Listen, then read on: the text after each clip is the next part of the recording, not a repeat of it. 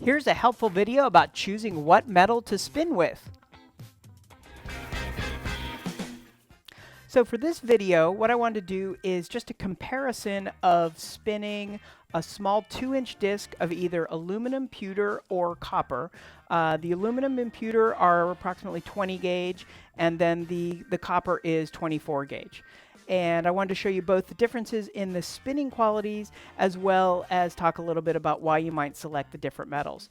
Cost-wise, depending where you source them and how much metal you buy at a time, the aluminum is going to be about 30 cents for that blank if you're cutting it out yourself. The copper is going to be about 40 cents, and the pewter is going to be about $1. You can find sources online to pre-punch or pre-cut out different size discs, but of course they're going to build in their labor charges, and those are going to be significantly more expensive. So to start off, I've set up that 2-inch 20 gauge aluminum disc here and got it centered and pre-lubricated. I've annealed the copper and the aluminum, so it's ready to go as well, and no need to anneal the pewter since it actually work softens.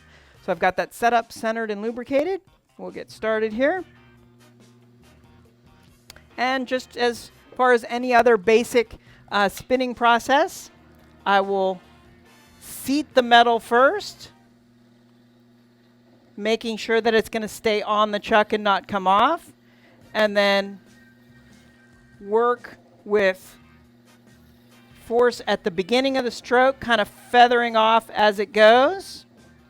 And with smaller spinnings and thinner metals, you want to be sure that you're not putting too much force that can cause the blank to wrinkle, especially as you're at the edge of the spinning. You want to make sure that that outer edge stays perpendicular to the axis of rotation.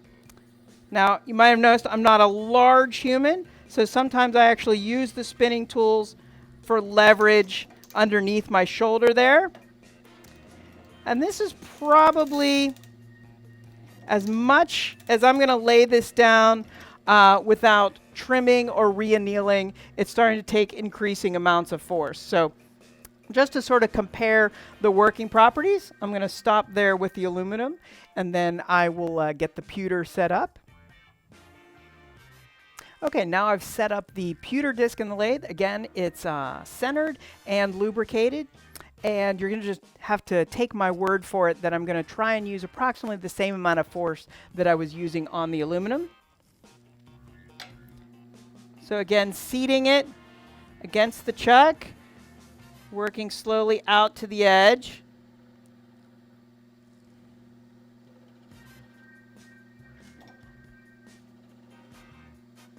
And again, I'm being a little bit more delicate with these smaller spinnings because it's very easy to wrinkle them.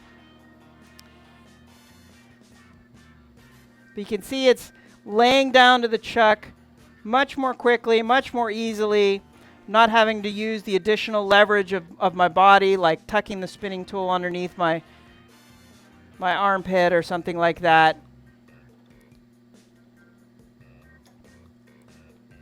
Another thing that can happen depending on your spinning technique is maintaining wall thickness, or there's also a tendency for that wall thickness to change. And I'll show you, I have some of these sample spinnings cut in half, and I have an image of that I'll put into the video for you to see there. And I can just sort of keep going. I'm probably thinning the metal a little bit as it gets up to the top here, as that edge kind of thickens up. But I think you get a sense that the pewter just really lays down beautifully. It is a bit more expensive, but really just a pleasure to spin and work with. All right, and now I've set the copper disc. Now this is 24 gauge, a little bit thinner than the 20 gauge, but copper does have a little bit more of a resistance and strength to the spinning process. So that's why I went with a thinner gauge for a more even comparison. And again, with the smaller size spinnings, as always, you want to seat the metal against the chuck and watch that you're not rushing it too quickly, because it's very easy to wrinkle that rim. And I'm trying to use approximately the same amount of force that I was using before, starting to encounter some resistance as the copper hardens up from the working process.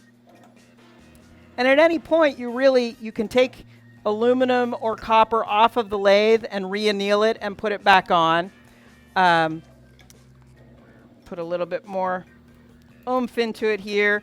Now, if you keep spinning beyond when it's so hardened, you can probably either wrinkle the spinning or tear it from its foot.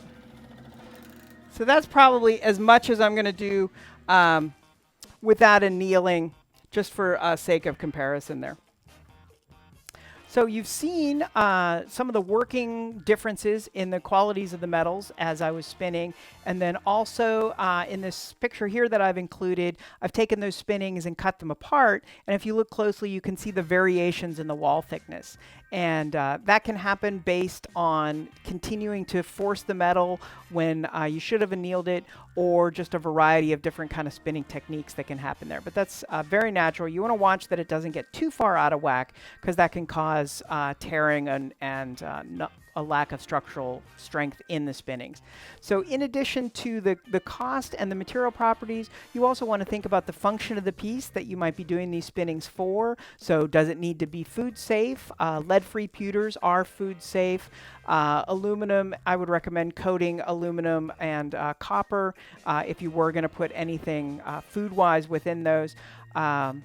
But also there's other properties as far as strength and patinas you might want to apply to the piece, things like that. So hopefully all of those are factors that will be helpful for you in deciding what metals you're going to be working with as you're making your metal spinnings. If you enjoyed this video, please be sure to hit that subscribe button so that you can hear from me when I post future videos. Thanks for stopping by.